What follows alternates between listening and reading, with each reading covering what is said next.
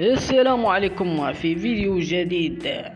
بعد نهاية المحفل العالمي بقطر وخروج المنتخب المغربي بوجه مشرف، عودة الدوري المغربي باستئناف مباريات الجولة التاسعة التي ستجمع الرجاء الرياضي والمغرب الفاسي في مباراة جد مهمة.